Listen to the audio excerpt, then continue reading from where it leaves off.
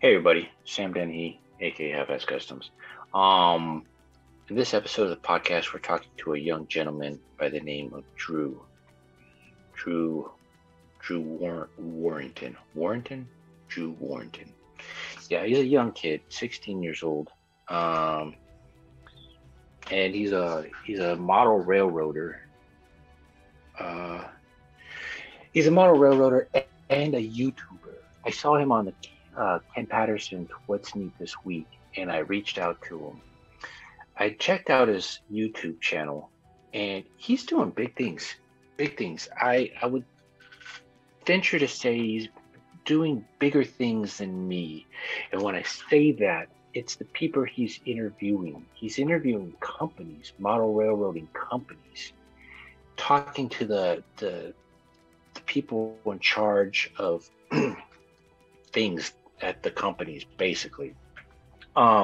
He's interviewing them and seeing, what products they're trying to push and promote and publish and whatnot and all this stuff. So he's interviewing big companies that I'm starting to try to get into. Like I just did the Rapido one, and that's the first big company that I've done, and I'm trying to get more big companies, and Drew's already doing so, and he's given me a venue, a avenue to go down to try and get some of these bigger companies to do it. So we'll see what happens in the future. But yeah, he's a model railroader and a YouTuber interviewing big companies in the hobby. So let's talk to Drew, see what got him into this hobby and see what he does for this industry. And let's get to know more about Drew. Stay tuned.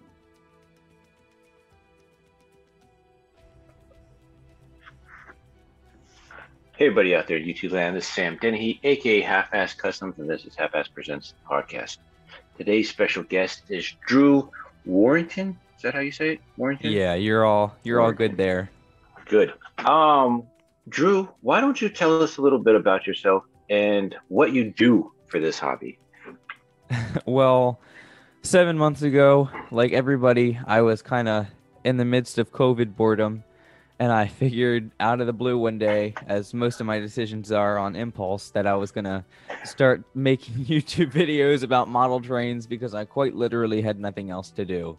So, I started to do that, and it was just Drew's train videos for, a couple months, nothing special at all, maybe 10 views per video. And then I started interviewing people in September, and that was John Abaticola was first. Oh boy, I had no idea what a microphone was or a camera or lighting. So for that interview, I was just using my laptop camera, my laptop microphone. I had lights strategically positioned around my room. And on top of all that, I was sitting in front of a glass display case. So everything was just shiny. Yeah. Right. So from there, it kind of improved. I went on to Michelle Kempema, the Colorado Model Railroad Museum director. Then it was Lionel Strang, who I credit for a lot. And he pushed me on to Tony Cook, who's the editor over at Model Railroad News. And ever since we did that interview, we've been working together on a lot of really cool stuff with the magazine. So I credit Lionel and Tony for everything. So when you say you were working with him with the magazine, are you helping with like articles and stuff or stories or? Yeah, so I write reviews for Model Railroad News. I've done mostly Rapido stuff. We're trying to move into Broadway Limited stuff, but what I will say is the it's going to be a little delayed because the Dreyfus we were given, I'll just say it here for the first time, the Dreyfus we were given has some mechanical issues. So the review, unless we can get it fixed in time for the June 22nd publishing deadline, it's going to be based off of YouTube videos. Oh, well. Yeah, that's a little weird. So. Hey, I mean, stuff happens. Yeah. So. That's all good. Yeah. I try to put out a YouTube video, YouTube review for everything that I do review.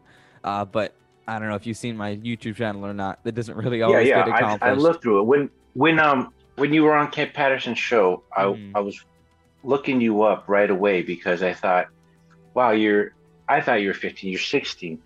I thought, wow, this kid's so young and he's in the hobby, or he wouldn't be on the show. Yeah. Let me look him up because I find it so interesting why kids or young people in general, young adults, young kids, join the hobby with the Hmm. way the world is today. Because, like, my kids today, my son, he's 18.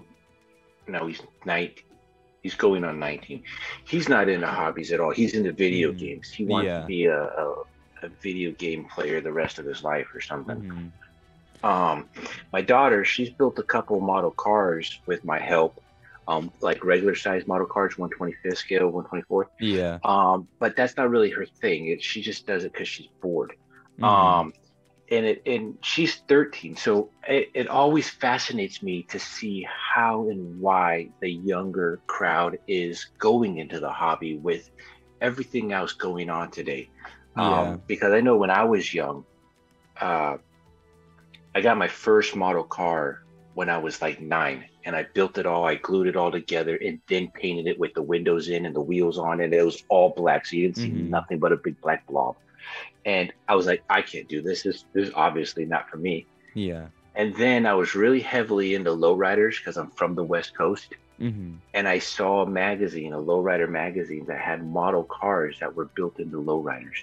And I Hmm. fell in love with model cars from then. I was like, Hmm. holy crap, you can turn the love I have for vehicles into models. I'm never Yeah. going to afford a real lowrider, but I can afford a Hmm. model car lowrider. So Yeah. I've been hooked into model cars ever since. That was when I was like at 10 or 11. Hmm. Um, so that hooked me into models in general. And then, I think with hobbies, you kind of start to, venture into different paths to see, like, with this, like the 187 scale, obviously it's HO, so trains are involved in buildings and scenery and Yeah. stuff. And it always just makes me wonder why kids venture into it, what brings them towards it, what do they like about it, and what keeps them in it. So I'd like to talk to the younger crowd and see what it was that brought them into it, what they like about it. Like, for instance, like you say you were bored and you wanted to do trains. Well, you could have done anything. You could have talked about anything. Well, But I've I'm been assuming if trains were your thing, that's why you went with trains. I've been I've been in the hobby since as long as I can remember. I was just talking about YouTube. I mean, I got into this because, like every kid, I was watching Thomas the Tank Engine. And then my parents knew I was into that kind of stuff, so they were trying to look for some little model train setup. My uncle's a contractor, so he found at his job like a 4x6 sheet of plywood with some track on it. He goes to the I don't know, homeowner, and he's like, so, could I buy this from you? I have a, what is it, grandson, not grandson, I don't know the family terms, nephew, I don't know. Maybe. um so, and then the homeowner just says he's trying to get rid of it, take it for free. So I got it for that Christmas, and I still use the same table, so I just never grew out of it. That's cool. Yeah. That's awesome. I had a 4x8 train set that my uncle didn't want and my dad took, and it was Hmm. real basic, just a figure eight and then Yeah. a circle around the figure eight with a switch Hmm. track on one side to get to the inner figure eight part of it.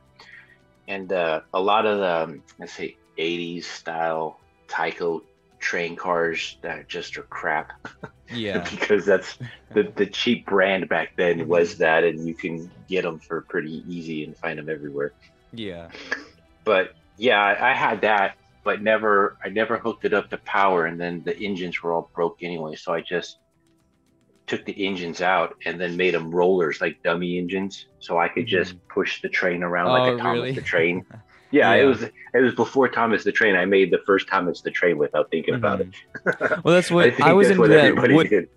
the wooden railroad stuff where you have like the Yeah, interlocking things. yeah, yeah, And what had yeah. That happened was was ingenious. we bought a Tyco four-wheeler, like for, HO scale, and Yeah, thinking it would work on the wooden train set. And because we were oblivious to it, right? So that's Right. what Yeah. sparked trying to find what are model trains, you know? Yeah. So Yeah. Yeah. Yeah. it was all kind of by mistake how that happened. It's a little weird. Yeah. Well, I mean, hey, you don't know until you do it, and then you Yeah. find out, and you realize, Dig into the oh, it worked or it didn't decades work. long rabbit hole. Yeah. Right. And that was probably before everything was all over the internet, readily Hmm. available like it is now. Yeah. So, the only way to have known is to maybe go to a train shop and ask them, but then Hmm. you're just testing it to see if it'll work anyways. Yeah. So you've been in the trains most of your life then. Yeah. What is it that you like about trains? I don't think anybody can really answer that question, you know? It's just a blind fascination, at least in my opinion, you know? It's as long as I can remember, it's been interesting to me. I spend every weekend down at the Wilmington Western putting my time in down there. When I'm not down there, I'm doing this. It's just soothing, keeps me sane. So, I can't really give Well, a okay, clear answer, I guess. maybe I guess compared to other genres of moving hobbies like cars, motorcycles, planes, trains, boats, uh, what was it do you think that drew you to trains more than cars, more than planes or Oh, boats or something? I've always been fascinated by like steam locomotives, just the fact that you could Oh, me too. propel I love something with steam. by boiling water, you know? So I think Right. that's always been what drew me towards it. I love the articulation of the outside of the engine, the wheels and the driving arms and all the moving stuff you see on the outside and all the Hmm. steam.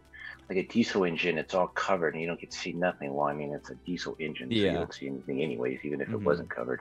Yeah. But with all that moving stuff on the outside, it's like Hmm. a big, huge contraption of just moving parts. And then you get like to a Challenger or a Big Boy, and then it Yeah. articulates on top of that. Hmm. That's what I love about it. I just All the love moving the parts. the Yeah. raw mechanicalness of seeing this Hmm. monster contraption going down two rails. I enjoy it's not like a diesel's turnkey and you can set it to notch 3 and Maybe even walk just a away. push Maybe button, not not walk even a away, but turnkey. you don't have to do anything. Right. You have to constantly be adjusting it. It's an art really, you know? Like it's Oh, not a it's a full clear on art yeah. because there's at least 50 turn knobs in there that you got to Yeah. have perfectly dialed in, Or, or it'll the explode. boiler explodes. Yeah. Yeah. It's essentially a Right. bomb on wheels. So, Yeah. Yeah. Yeah. mhm. Yeah. That's what's really cool. Because you gotta be the best of your game to be able to Yeah. understand that. And then the Mhm. bigger it is, the more meticulous it is and deadlier it is. Yeah. Like I'm Yeah. trying to advance. Right now, I'm a qualified trainman, so I'm waiting for brakeman classes over the summer, and then once I do that, I can move to assistant brakeman and then brakeman, and then move up from So there. to the person that doesn't know what you're talking about, and when I mean that, me, Oh, what does a brakeman mean? Or a so qualified whatever you are. so a trainman means that you're the person that boards and punches tickets, but you're Oh, that's cool. all the different handbrakes, all the emergency procedures, what to do in a crash. So you don't have too many responsibilities aboard the train, but in an emergency situation, you can be of a lot of assistance. So you're the That Tom Hanks of Polar Express. yeah, essentially. Nice. Um, Then a brakeman is the person who they ride in the cab when the train's going forward and on the back of the caboose when the train's going backwards. And they're the Oh, that's one cool. who, builds the consist, gives the hand signals and stuff. So, uh, they work with the conductor. So the conductor's in charge of the train. They say stop, go, what to do, give the safety briefing.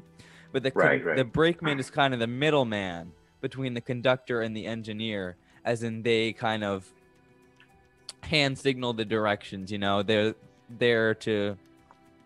I don't.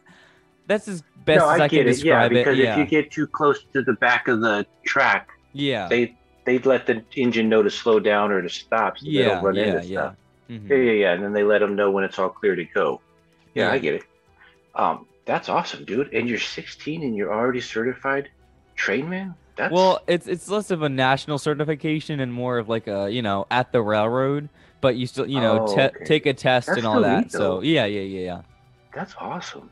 I was Hmm. working at a roller skating rink when I was 16, so you're already doing Well, so I don't get really paid neat. because everybody at Wilmington Western is a volunteer. So, for all the You know time I what spend on though? there, I You're wouldn't mind getting paid. you're already working to what you would want to do as a retiree. So you're working Yeah. backwards. Because as a retiree and you're into trains, that's like the dream retirement job is to, Yeah. just volunteer at a Hmm. place or whatever. Yeah. Like I know when I retire, I had a dream of moving to Williams, Arizona. I Hmm. don't know if you're familiar with that place, but that's the town really that holds the steam engine to travel the guests to the Grand Canyon and back. Yeah. And it's a real they have like several steam engines they use Hmm. year round. And I thought I just love to volunteer to keep those steam engines on the track Yeah. still. I don't even need to get paid. Just the Hmm. fact that I'd be helping keeping those things Yeah, and alive. you're riding the train all day for free, Right, yeah. Working Right. there, you get free tickets for anybody, it's a Yeah. nice experience. It keeps you sane. Yeah. I Hmm. that was like a dream when I was in California that I would do that. But now that we're way on this side of the country, I'm not going out there. Yeah. It's too hot in the summer. Uh-huh. But that's awesome. That's awesome that you're into trains. I like that you're into steam engines, because that's what I like. It's funny because I don't know if you notice what I model, but I model modern day hot rods, Yeah. rat rods, customs, lowriders, and Hmm. movie cars. But I model the modern day vehicles you see at a car show, but I like the vintage era, Yeah. turn of the century train. So I couldn't really have, unless I had some kind of sci-fi mythical, layout. Couldn't My have a vehicles mix. on a Yeah. Western layout, it just wouldn't work. Only thing I could do is put the DeLorean in a cave somewhere. Hmm. So do you plan on, seeing that you are into model railroading? Do you plan on doing more with that in the future, or are you kind of happy with what you got and I what mean, you're of doing? course I'd like for it to grow, um, but I don't exactly know what that means because even Shane Wilson was talking to me and a couple people on my live show about like, oh, would you guys consider a career in this? And we all kind of got to thinking, it's like you don't really think of model railroading. It's not advertised as a career. So when No, somebody not out asks here. you, are you thinking about getting into it? You don't really have an answer because you don't know what that entails because nobody Right. talks about it. I mean, if So, you're a model railroader, you're kind of already into it. So yeah, yeah. that's you're thinking, well, what are Hmm. you talking about? Because we're But then doing there's the this, we're already hesitation of into it. do you want this to be your job? Right. So That's an awesome I question, don't though. know. Sounds like Like, he had a venue for people to go through. yeah, I don't know what it entails, but never say never about anything. Right. That'd be awesome, dude. If you were if you got a job, a real job, Hmm. being maybe an engineer or something on a Yeah. train or a brakeman or whatever, and then you had like a second job, if that was like a part-time job of literally working on a train, a model railroad for Yeah. some company or something. I have no That'd be neat. idea You'd what I'm be gonna so get versed into. in it. Yeah, I'm Yeah. filling out all Well, you're my. still young too. I mean, you Hmm. may not do anything that has to do with any of this, Yeah. the older you get, so you never know. Hmm. But it's cool that you have that the background of being the brakeman and the train man. And who Well, knows what else you're gonna do. hopefully Brakeman soon. We're not there yet. Yeah. Hmm. But I mean, you pretty much just by seeing what they're doing understand it. So you Yeah, I have the mean it's background not of rocket understanding it. science. Right, right. Just need to know what And if you wheels to spin. Yeah. And if you choose to, go further with it or not, Yeah. and then you have the experience of the model railroading and the background too. So, Hmm. I mean, anything within the train world, you have the experience and the know-how. Yeah. So, if you chose to in the future, that'd be an easy path to go down. So Yeah, I that's mean, pretty cool. Yeah, it would be in like I don't know. I'm filling out all my college interest forms as undecided right now. Like Right, I really have no idea what I'm gonna get into. So it's just a dude. we'll see kind of thing. I graduated at 18 and still didn't know what I wanted to do. So Hmm. don't worry, you're fine. Yeah. Plus, I used to be a cable installer for our cable Hmm. company out here, and I would do a lot of college students' dorms, and just Hmm. hooking them up with internet or hooking them up with cable and internet. And I'd Yeah. always ask them, what are they going to college for? What are they majoring in? Uh-huh.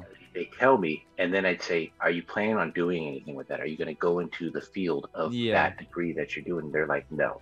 I'm like, why are you wasting all this money? Exactly. Like Just that's you're why wasting your time and the whatever money. degree you get, it should be able to match up with like a career, you know? You would think, Uh-huh. yeah, Like but I'm not kidding when I sociology, you say, can't be a sociologist. Like that's not a career, you right, know? yeah, And that's like one of the right, more just expensive degrees out there. Same with yeah, theology. You can't be a theologist, you know? Nobody's gonna right, hire right, you. yeah. So, But so I will say it was probably 60% of people I talked to weren't going for whatever they were being taught in college hmm. for. And I just thought, I'm so glad I didn't waste money on college like that, because I could have wasted $100,000 and been in debt the rest of my life with something I'm never going to plan on doing. Hmm. And I'm not rich like the Van Wilder character in that movie. Yeah. So, And that's what I don't know. I think Delaware's really good in their state school. So University of Delaware, they have a whole bunch of like financial aid for in-state students, and depending on like, academic benefits and that kind of stuff, it can get under $10,000 a year to go to University of Delaware. I'm like, that'll be at least I can graduate with some, the least amount of debt possible, because math is math no matter where you go. right, So, right, right, right. Yeah, well, I mean, I did go to a community college, and it was only like at the time it was in the late 90s, and mhm. it was only like, I don't know, $12 a unit or $15 or $20 a unit.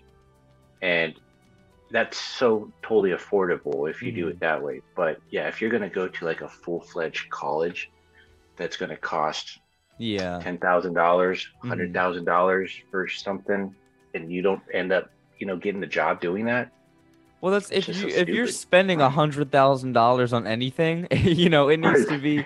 I don't know who would It's spend a worth hundred it. thousand dollars on college. Like it seems that's way Well, too here's what's much. funny. There's a common joke that goes around um, older people's heads, I guess, Uh that huh. says you can't vote at like 18 or something, and you Uh can't huh. drink and drive, you can't go in the bars, you can't, do all this adult stuff, but yet Yeah.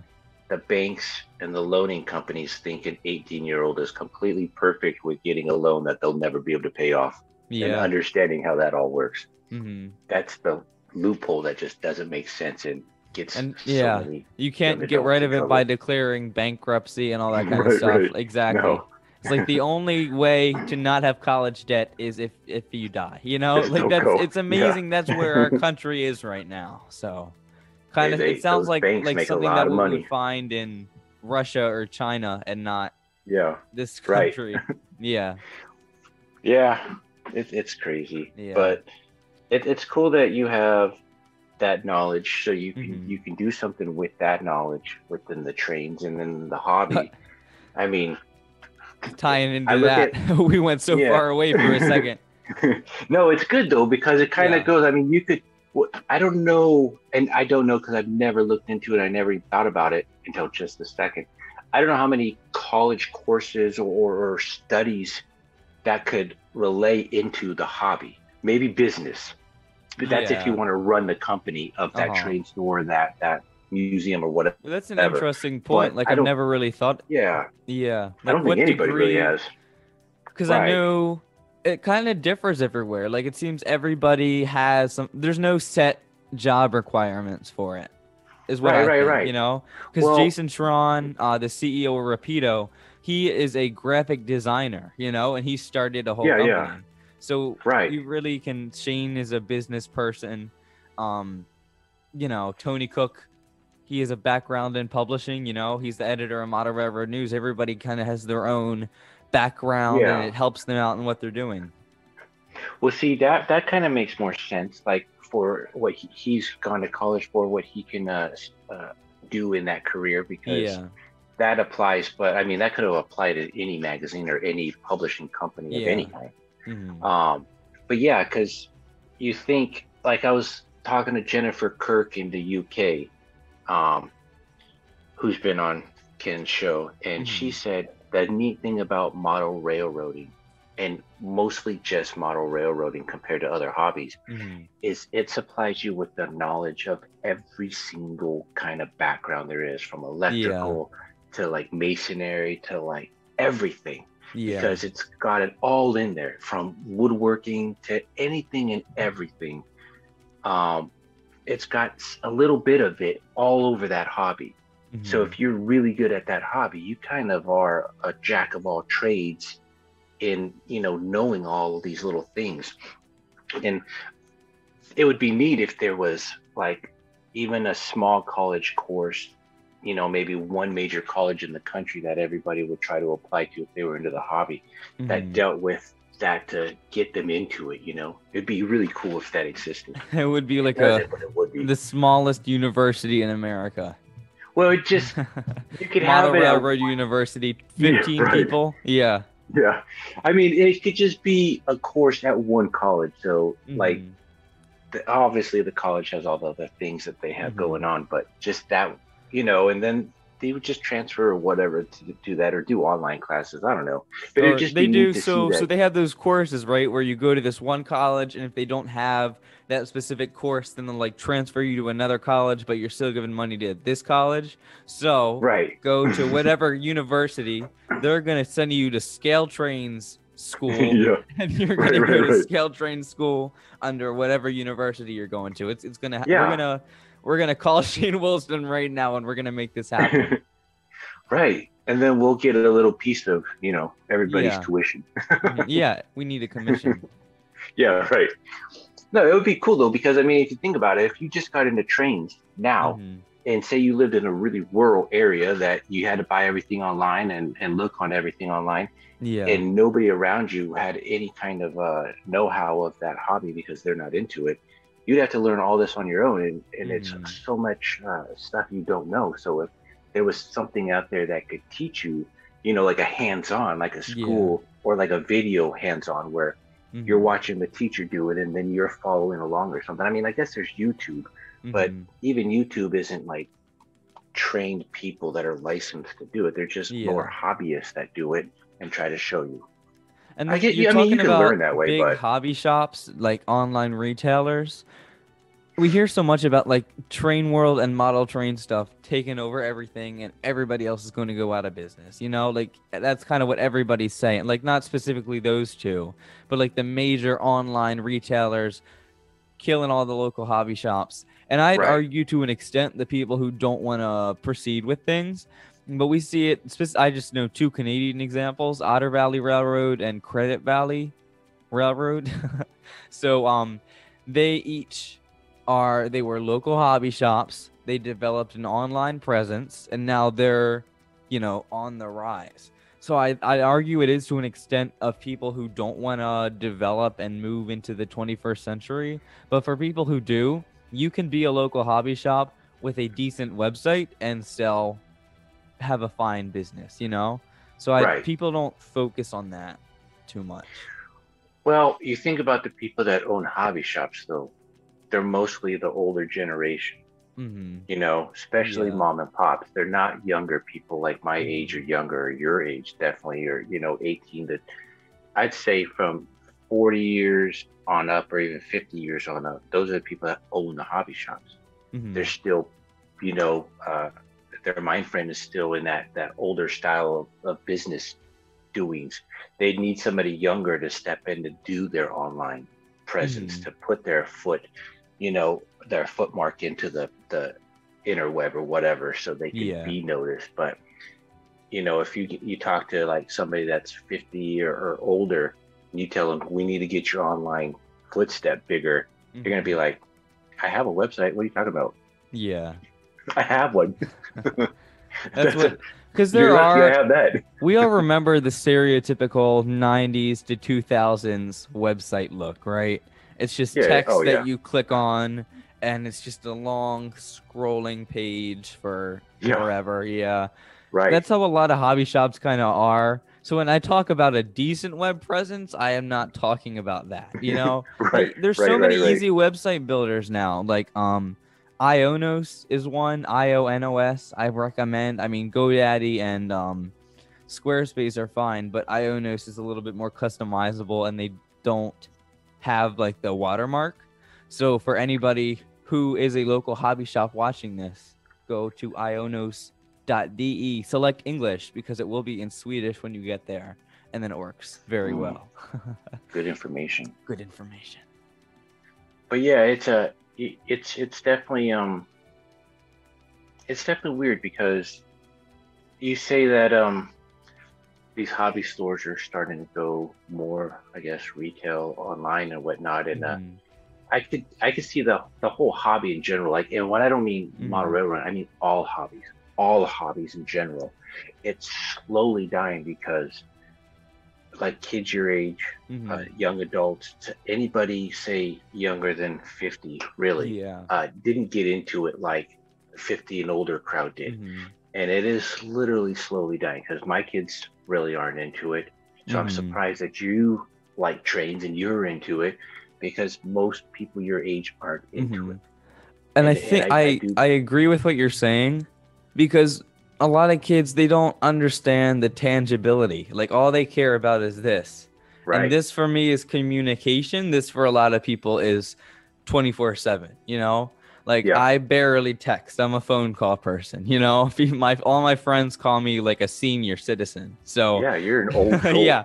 But it's just interesting to see people play video games all the time, and I'll hear my friends telling me all about it, and I'm like, hold up, you know I don't play video games, you need to explain everything to me. And then they'll say it, and I'll be like, so what's the tangibility of that? Like what's the feeling of accomplishment?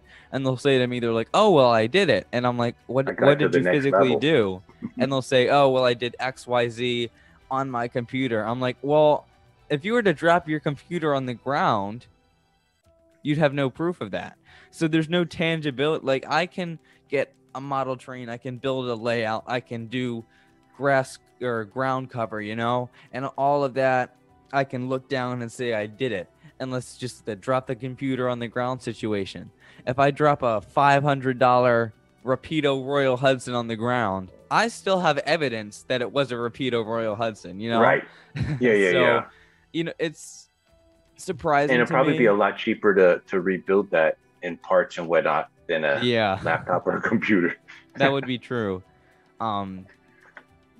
But I'm surprised, just like you're surprised, but that's the direction it kind of is going in. And the other thing is, a lot of people my age who are into this, it's a closet hobby. So I feel like it's drastically decreasing in my generation. But I feel like it's mostly people who get into this in their 30s or 40s, from what I've seen. So the hobby's not dying. Like people say it's dying. I say slowly. We've established dying. It's not, you know? So I feel like it may look like it is, seeing my generation not into it, but what we're seeing is Thomas the Tank Engine and Lionel get him in young. They, you know, go on to life. 30 or 40, they're just sitting in their house watching TV all the time. So they need to find a hobby. This is like a natural progression. So I would argue it looks like that, but it's not, you know? But a closet hobby is what this is for a lot of people, and it's important to remember that. I think compared to, say, 60 and older compared to 40 to 60, there's at least half or 3 times more people into it from 60 and older than there are from 40 to 60. And then from 20 to 40, there's at least a 3/4 less amount of people that are into it than then. So I'm going it off of basically all those 60 plus people that are going to be dying in the next 20 years. Are we going to have enough people to fill the spot? Yeah. And then once my age group is done, and we don't have very many people into it after that, then it is slow. I would Yeah. say the next 60 to 80 years, it's, in my opinion, it's going to dwindle down to almost nothing. Hmm. Hopefully, I'm 100% wrong, because Yeah. everybody needs a hobby, and Hmm. no matter what it is. And That's what. I mean that just hobbies in general, Yeah. not just mono railroading, just I'm hobbies in general. nervous. I agree with what you're saying because people take this too like this is a communication thing, you Right. know? But then you open Well, it for up. now, but Well, yeah, but it'll then be you open it more up in the and future. everybody has their little things that they get lost on here for an hour doing. And Yeah. my generation, like I'm sure we're talking about the older generation, they were just into this from the start. I'm like, well, I wonder if people would have the conversation we're having now, but instead of cell phones or video games, they're like, he's talking on the phone all the time, you know? People are Yeah, just yeah, like yeah. they're wasting their life away That was talking on 80s the and 90s. telephone. Now, Yeah, we 80s and consider 90s high talking on the schoolers. telephone a wholesome activity, you know? So Right. I, but I think this is definitely worse. I don't consider talking on the telephone a waste of time, especially after this past year. It's like quality time spent with somebody. Yeah. You need to Um, talk to somebody. You need to talk to yeah, something. No, you're right. And yeah, here's what's crazy too, because you think about technology and how the cell phone, the smartphone is going, and all these smart devices. mhm. I think pretty soon there'll be like ways, almost like Ready Player One. I see the future having a good possibility of heading that way. Yeah. Because Well, it's that was pretty an inevitable. ingenious idea of a Yeah. movie. Hmm. I mean, the reality of that movie is a total possibility for this Yeah. stupid world. Hmm. And that's Um, what I view that as kind of like a dystopian progression because yeah, people lose track of like nature. Like people in my school talking with them, they don't even know street names. And I'm like, well, do you just get right. teleported around looking at your Yes, phone the that's whole how time? they Because do it's it. pretty hard to not understand street names because you Well, see them here's all the what's funny time, you know? too. In the West Coast, in Southern California, where I'm from, everybody knew the actual name of the street, not the number Hmm. of the street.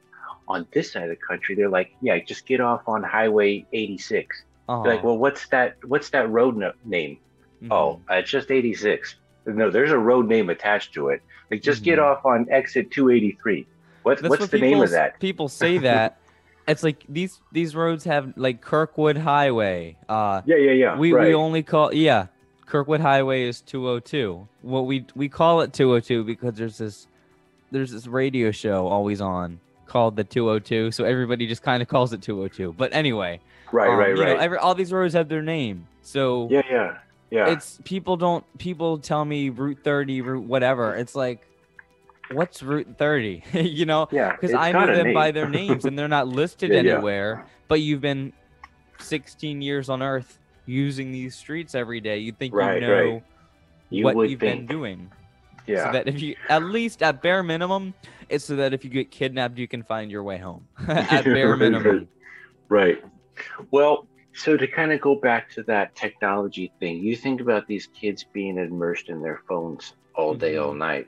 I see it a And lot. if that phone was attached to their head, like in Ready Player One, they would rather be their avatar Hmm. than their self, because the news channels a couple months ago was talking about these phones that have the makeup app, and how when Yeah. you post your photo, everything has been polished on your face to look Uh-huh. perfect. Yeah. And then they were talking about a step further. Some of these teenagers, say 13 to 18, their Hmm. parents are allowing them to get minor plastic surgery Yeah. to perfect any imperfections on their face Hmm. to look more fake.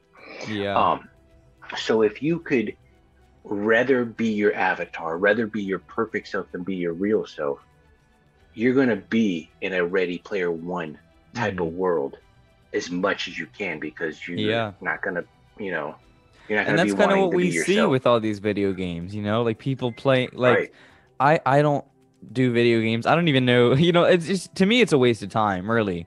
But I don't see why Until you can make people money from it, but well, yeah, most at the people same don't. time I understand why people are attracted to it, but I don't understand why people invest so much of their time into something that's not tangible. Like you're talking about this Ready Player One-esque world. Yeah. There's so many people who are into instant gratification that inevitably it would be successful, which is kind of scary in a way because Right. the new generation just doesn't care about tangibility. And that's No, really well, I think this. I think the way manufacturers have done stuff, they've pretty much shown you that things can be made to be just throwaway items. You get a phone this month, you get a phone the next 3 months. like, It's what's the just, and what do difference you do with between your this and the past 5? Maybe it changed shape. The back, maybe the right? cameras were on this side before and now they're on this Yeah, side. Does it, what changed besides that? And we heard the co-founder of Apple say nothing's changed. Like in an interview, what happened with the iPhone X, everybody's like, "Oh, I'm going to spend $1,000 on a cell phone." And right. some people thought that was a good idea, you know? And Yeah. they had an interview with him and he's like, Mr. Whoever, are you going to buy the iPhone X? He's like, nothing's really changed since the 6. And, you know, I don't know much about that besides 4 years, and all it did was change shape. So Well, if you they think give about, everything fancy names, even with video games, tying it back in. yeah, But in reality, it's all the same. well, if you think about the first iPhone, which is the very first smart device, well, Well, unless the iPad came out before mainstream. that, No, I think it yeah, was the phone. the platform of that idea is never changed. It's gotten Yeah, better with it's been graphics the same. and Yeah, pixels maybe and the screen is faster. clearer. Yeah, Yeah, but the idea of that platform has been the same forever, yeah. and that's It's not been a right. different. People who texted then text now. You know, it's Yeah, the same nothing exact has way. changed in the concept. Right. So yeah, it's kind of. I mean, if your old device still works, there's no point in getting the new one because Yeah. it still works until it stops working.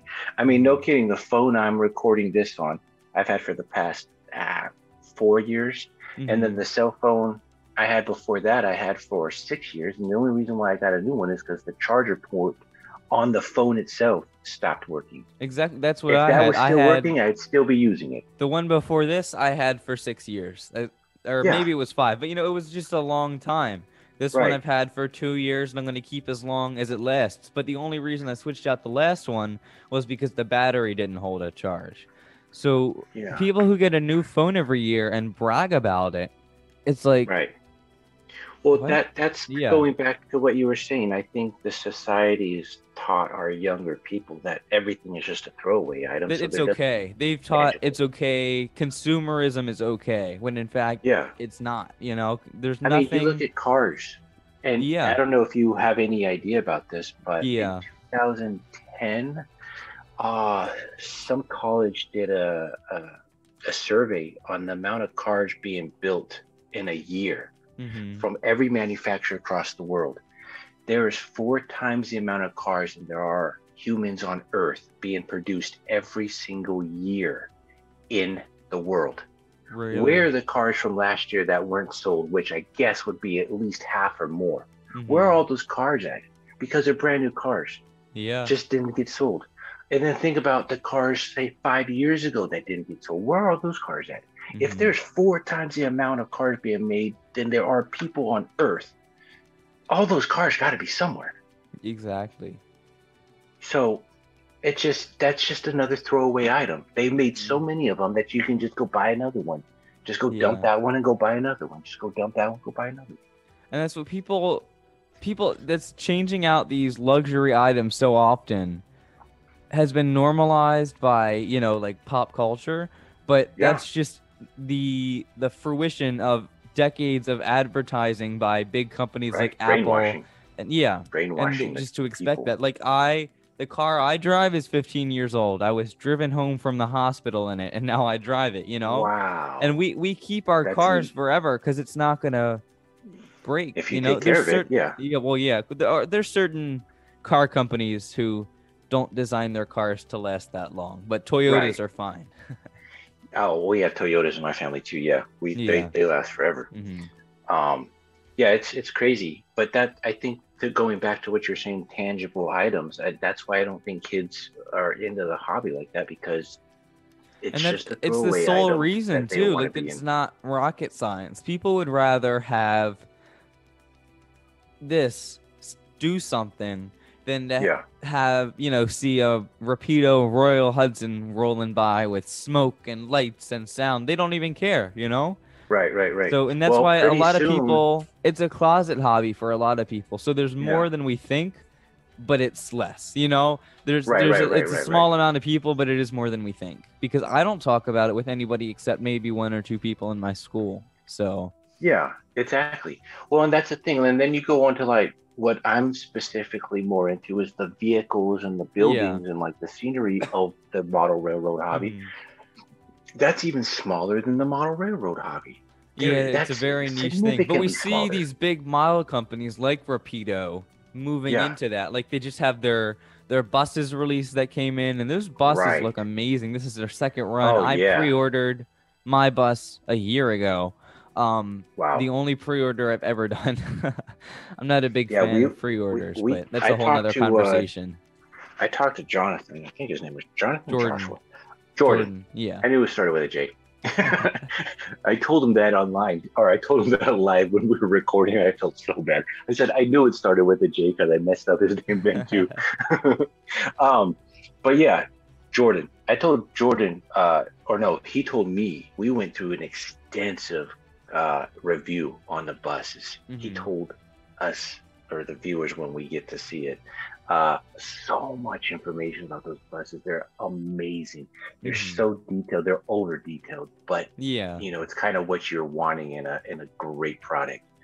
And they are so amazing. And I'm not a bus guy, and I really like those buses. That's what Rapido has been really pushing the bar with detail. I mean, there's a lot of companies out there that push things in their own way, but as for, you know, niche things like that, Scale Trains and Yeah. Rapido have been neck and neck with getting all those fine little details in there. Right, right. Rapido, their underbody detail, I dropped a RDC about 1 foot onto like a carpeted floor once. I was just kind of kneeling and it fell out of my hand, and you dropped it, but you see all the underbody detail, it just make Right, you right, like, right. oh, look at that. You're not upset at Yeah. yourself for dropping it, because they put so much effort into things that you can't even see. Like the hood, I don't have anything with me, but they're M420. So just imagine a diesel locomotive, then the hood of a diesel locomotive. They have a toilet in there. Under no circumstances can you Oh, wow. actually see the toilet, but Right, it's but they there. put it in there. Yeah. Jeez. That's crazy. You'd Hmm. almost want to like put a glass nose or hood Yeah. over it so you can see that. Not a And glass, but like a Scale plexiglass Trains screen. has been pushing the bar with little fine details, all the variations that they do, getting lights so small, Broadway limited. Um, Oh yeah. they've been fitting LEDs into smaller and smaller places. This Santa Fe 4000 class locomotive they're doing has a light in the back, white and red, changes color, but it's so small to fit in one of those little marker light castings. So Hmm. everybody's getting better at what they're doing, and we're really starting to see competition. And Yeah, it's a yeah, yeah. stark difference from the Tyco days where they could put Pennsylvania Railroad on the size of like a tractor with wheels and sell it as a Right. product, and people would buy it. So Well, I don't really know how that worked. are you familiar with the River Point Station Ford pickup trucks that they make? I'm not. Okay, so it's a 187 scale, just Ford pickup, like a Oh, my 2015 laptop's or about to something. die. 1 second. Oh, plug it in. Hurry up. Okay, we're good. Sorry.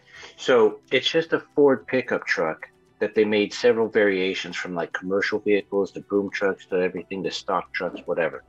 But they make a police or fire unit version that has a light bar that sits on Uh-huh. top of the truck. Yeah. That light bar is probably 2 millimeters thick, maybe And they less. get all the colors and they get it. Yes, And so are you talking exactly. about the Rapido one? I mean, it's just, I think it's the same basis. It's not the Yeah, well, Rapido one. River so Point Station makes their own, but I think oh yeah, yeah, yeah. I saw Rapido's version and it looks Hmm. almost identical Exactly. to River Point Stations. And there's companies that put lights in these too. And Yeah, oh that's yeah, yeah. amazing. There's Yeah, they do my $50. I don't know if Ghostbusters I'd cars. sell them for like $80, but they have Yeah, yeah. all kinds of flashing lights and all that stuff going on. Right. I don't know how anybody can put that together, but it's Have you amazing seen what they my can do with it. Ghostbusters Yeah. cars? I Have you have seen those? on your YouTube channel. Yeah. Yeah, because I tell you what, East Coast Circuit does all my work, and I couldn't do it. I Yeah, have no idea surface how mount they do it. LEDs are magical, man. Like, but Yeah, I can't grip and them. So yeah, shoot. yeah, Well, that's what. so the Ghostbusters cars got 5 spotlights, the little chrome spotlights like you Yeah. put on the corner of an HO or of a police car, Yeah. and that spotlight in HO 187 scale is the size of the end of a pin tip. Mm-hmm. How do you drill that out and hold Yeah. it to drill it out and Mm-hmm. then put the LED in it and then run the wire beneath it? And Exactly. that doesn't make sense to me. I know it can be done. I got plenty of ectos. So Mm-hmm. I just don't understand how you do it. It's like, what tooling are you doing to hold that Yeah. and then to drill it and then make sure you don't lose it? And that's Because what one with little mess cars. up, that thing's going to fly away and With it'll these be gone small batch forever. cars, we see these amazing things being done because you can't mass produce with magnet wire. You can't mass produce with some of the small things they're doing just because it's so laborious and like Yeah, yeah, yeah. industrial techniques can't do that, you know? Right. So Yet. what you're talking about Not yet. were with these cars with all these small lights, model trains, as much as we love them, it's really all fiber optic, you know? Oh, yeah. We Yeah, have yeah. light sources and they shine through something. But with these cars, I'm not a big car person, but I see lights on a car, man. Like it's like nothing else out there. Like if we could do those lights, put them inside of a locomotive, that would be the coolest thing ever. But it's just not Right. worth the economic cost it would be to do Well, that. I think he was on the episode you were on with Ken. He's on almost every episode, but James Revere is starting to pioneer the LED lighting locomotives like nobody's ever done. Yeah. He's going crazy with it. Mm-hmm. But that's a good thing because I mean, like you said, the companies probably don't have the means to do it exactly perfect. Yeah. But they're trying. And they're getting there, but they're just not there yet. And James is saying, I can take a little step further and try to do it a little bit better.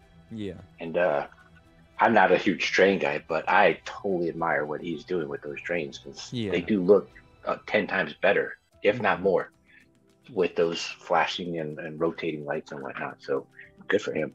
Mm-hmm. So if you're not a modeler, well. Or I'm not a modeler like you are, you know? I'm more of a landscape modeler and, you know, I'll weather rolling stock lightly. But I'm more of a landscape I'm more of a layout builder. Wiring's kind of at club work sessions what I always end up doing. So I'm less of a modeler, more of like a general landscape and laying track and doing wiring and electronics, that kind of stuff. Well, that's good. I mean, you're still within the hobby, obviously, and it's a needed skill that you have because it's what nobody wants to do. Right. Yeah. You talk to a lot of model railroading clubs that have a club layout. Mm-hmm. So certain club members are literally good at certain things, and they only do that one thing with their club. And, you know, somebody just lays the track, somebody just does the wiring, somebody just makes sure this is done and that's done. And so you're feeling the need for that club or that layout, you know, which a lot of people probably don't want to do, like you said. And then some of your older people in your club probably can't see it anyways, how to do it, you know? So you're helping them make their dream a reality just with the little stuff that you're doing. So that's cool. Yeah. Cool.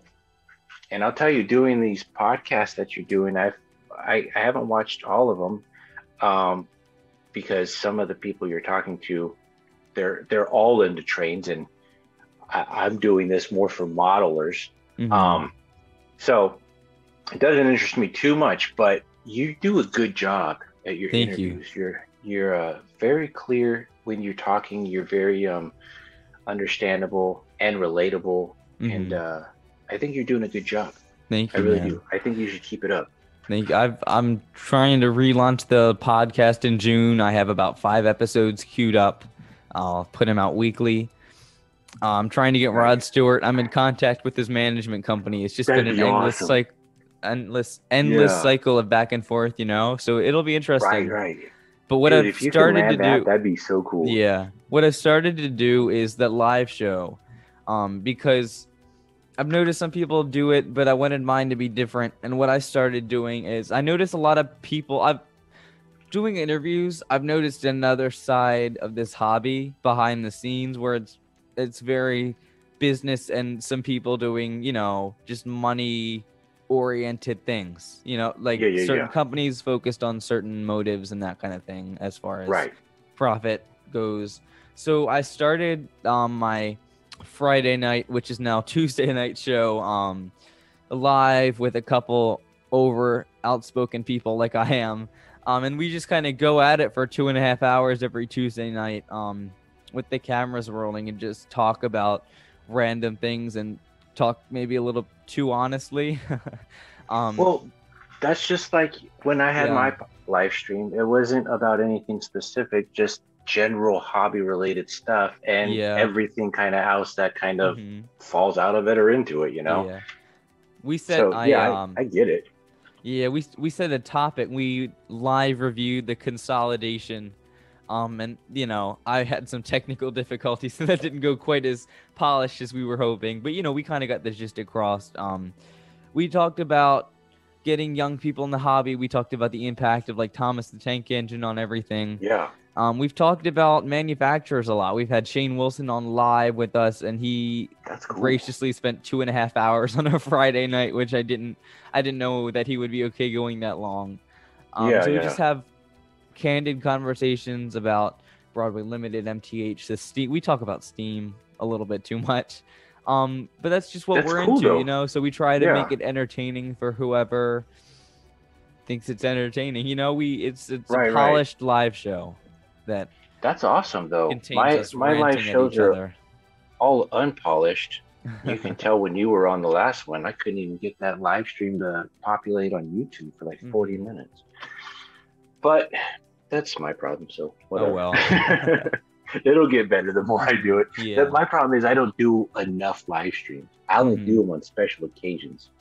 And that's why it's a live stream, because it's a special occasion. Everything else is kind Live of just interview streams based. are weird, man. Like I started doing them because I didn't have to edit anything because my Right. interviews take me over as long as it took me to record them, to edit it all Yeah, yeah, down and yeah, do the yeah. intro and the outro.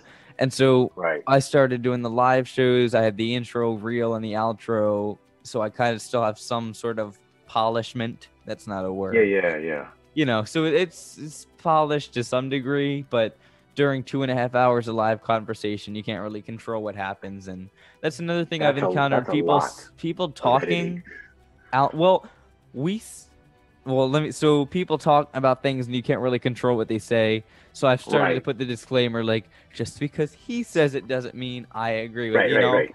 But True. Very true. Yeah. 2.5 hours live. We do it, and when we kind of wind down about what we're trying to talk about, we end it, and Hmm. that's usually 2.5 hours.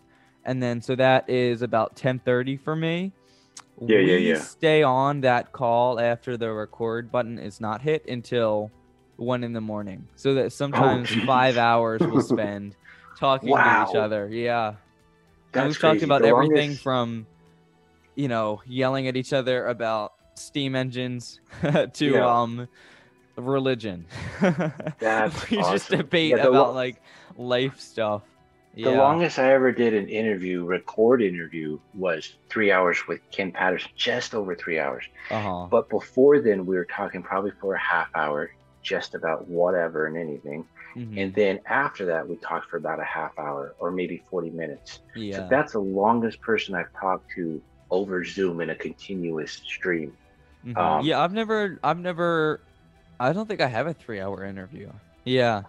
I mean, I couldn't last that well, long. Usually for me, when it hits 90 minutes, it's like a pretty solid length. And then whatever I it edit it really down is. I to, don't, it and has enough honestly, I don't content. know. I don't really look at the analytics that much because I I I don't. use it's when I started, I used to a lot. I think everybody kind of did when they were starting out.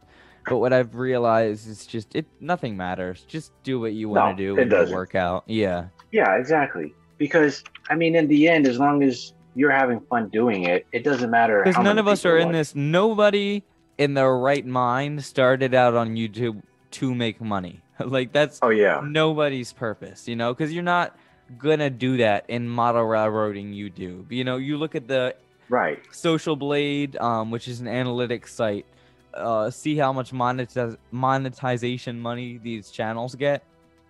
It's not a salary, you know. Everybody does this for fun as a hobby. So whatever Yeah. your Ken numbers are, it Patterson's the doesn't only matter. one. Well, Ken Patterson's yeah. the only one. Mm-hmm. And now I well, hear Jennifer Kirk is becoming another one. and But there's this kid in the UK, Sam's Trains. He's wow. a little different, but he makes a living off of it with a film degree. So Wow. yeah, I know that's kind of puts a lot of effort into everything he does. Yeah. Well, like this interview, I'm only going to do an intro and an outro, Mm-hmm. and then I'm going to put my logo of the podcast on the beginning of it and at the end of it. Yeah. Everything else that happened in this interview is going on. It's nothing's getting cut or nothing. Yeah. I don't really do any editing. I just edit the position of the intro, the outro, and then my logo. Yeah. That's it. Mm-hmm. Because I like to leave it raw. I like to leave it loose. I like that if you forgot to say something and then you come back and remember, it's people have told me it's more real. It's more, that's what people. There's a place for pre-recorded and polished interviews, and then there's a place for just talking, you know. And there's people who like both, and that's what I enjoy. And it's certain guests, you know, like there's some guests who I want it to be unpolished, and there's some guests who I want to edit it down. Like there was this interview I had. It didn't really go as well as I was hoping. So I edited it a lot. And because they had some technology issues as well. So what I did is I just I don't want to describe it too much because it'll kind of be. You don't have to give away your secret. Yeah, it's fine. No. It'll be blatant which one it was if I use any more describing words. But it just didn't go as smoothly as I was hoping, and it had more editing than I would have preferred. But well, that's funny you say that because I did an interview a month ago with this younger guy in his early to mid 20s in Tennessee, and I'm in North Carolina, so we're next state over. And maybe only 300 miles away from each other. He was having so much difficulty on his end keeping his stream going. That not stream, but his Zoom, going, that it cut out on him twice, and I had to pause the interview, pause the recording, and then at the third time we tried, we just said, screw it, we'll try this again. And then once we try it again, I'll tie those two videos together, and then I'll put yours up. But we still haven't done the second part of it yet, and it was so bad, and there was no storms going over our head throughout the whole night, so it didn't make any sense that he was having so much trouble. But I know what you're saying. Like, you wish for things to go right every time. You great, go into everything with the best of intentions, and whatever happens. Yeah, exactly. Like if we only had that website that we chose to do the first time, and then it didn't work out, then we wouldn't have an interview. So at least we have another venue to go through. And thank you for rescheduling. I appreciate it. The first was I had AP stuff to submit, and then now school's over, so we don't have to worry about anything. So no more rescheduling. Well, we're doing it. So. Well, yeah, we're doing. Yeah, that is true. Yeah, no problem, man. So it's funny that you bring that up, because I tell my wife, my interviews are all on the behalf of the guest schedule.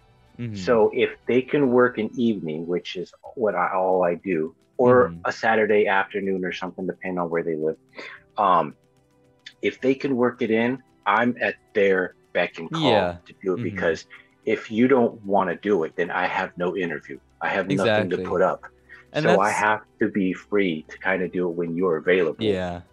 As long as it works relatively, with my schedule, obviously. Well, I appreciate it. Thank you. And I mean, that's kind of how that's how you have to be, or that's how I am with pre-recorded interviews too. But for live shows, it's a little bit more difficult because you can't have somebody. Oh, right. Right. So that's what Shane Wilson. I emailed him back in early March, to do the live show, and I was like, hey, are you available for 3 hours on a Friday night? So then he's like, I can do May, whatever. And so Oh we were, wow. yeah. So that's, but to get somebody on a Friday night for 3 hours is like a miracle. So Oh yeah. you get what you Well, get. I mean, my live ones, I send a month before I'm going to do a live one, a notice into the Facebook groups. Going to Yeah. be live on this date at this time. And then halfway in, so like 15 days in, I send Hmm. another reminder. And then a weekend, I send another reminder. And then Hmm.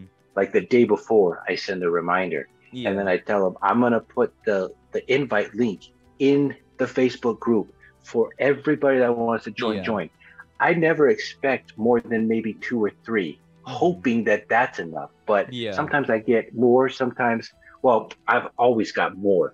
Uh-huh. But I always feel like, what if nobody's available? And then I'm just talking to myself, doing absolutely nothing.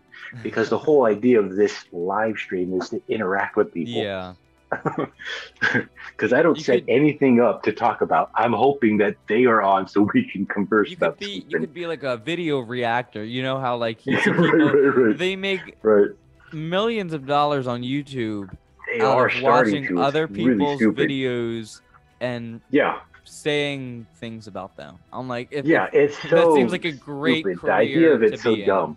Yeah. Although I do like only watching reaction videos on classic movies that Yeah. I've loved my whole life Oh, and there's that certain they've never things that seen. is definitely kind of funny to watch, but Yeah. most of the time But I'd rather every watch other the reaction video original. is dumb. Yeah. Yeah. But yeah, it's crazy. And Hmm.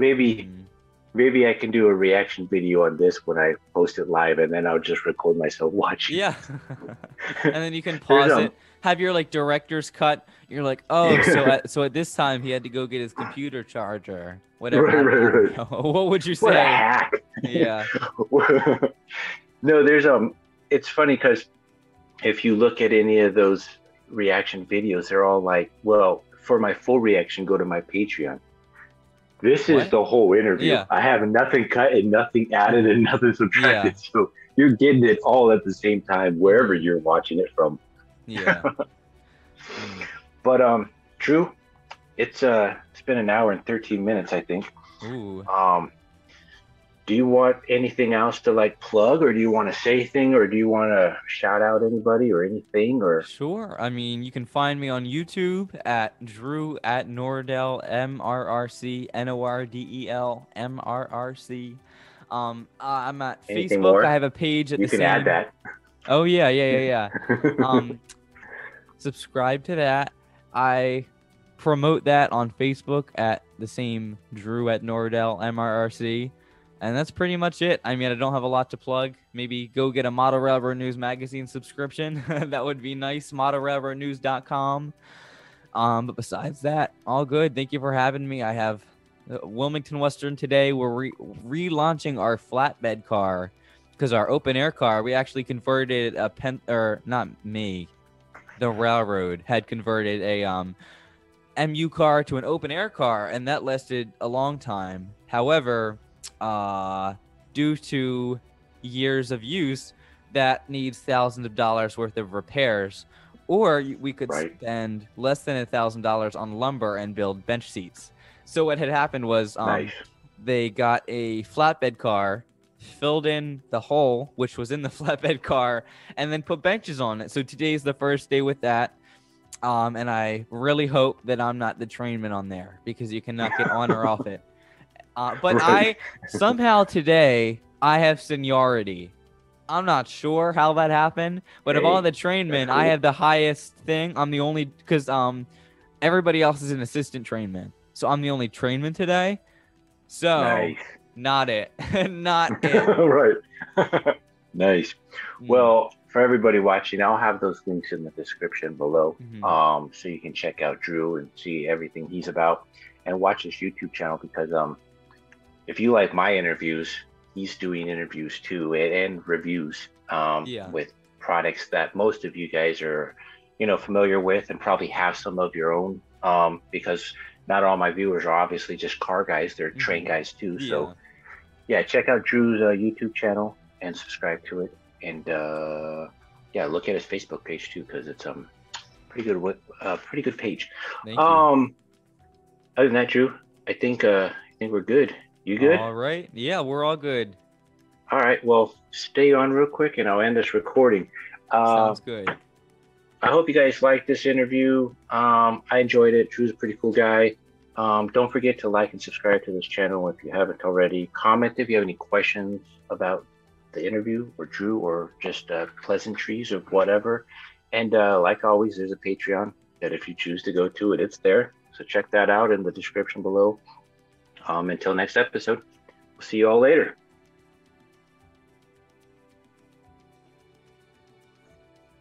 All right, everybody. That was Drew Warrington, young 16-year-old kid, seems to have a good head on his shoulder. And from what you heard in the interview, seemed to have like an old soul.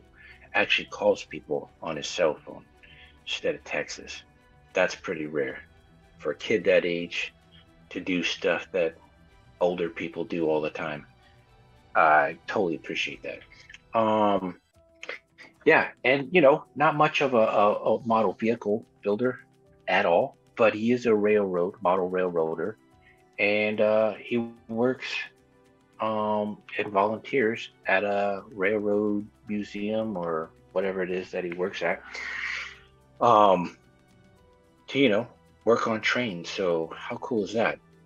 I mean, without model railroading, our model vehicle hobby wouldn't be anything. So it's cool that he's in the hobby and in the real world doing what we all are doing with our hobbies, working on trains and we're working on cars and whatever. And he's doing it in the train world. So that's really cool.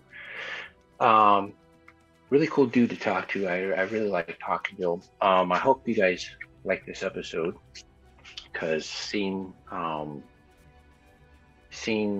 the hobby through his eyes and his view is a neat thing, considering most of my guests and most of the people listening are, I'd say in their mid-20s and on up. So it's we have a limited view on how the young people are into this hobby. So it's great to see and hear his view on what he thinks about this hobby and what brought him into it. But yeah, I hope you like it. And until next episode, stay tuned. We'll see you later.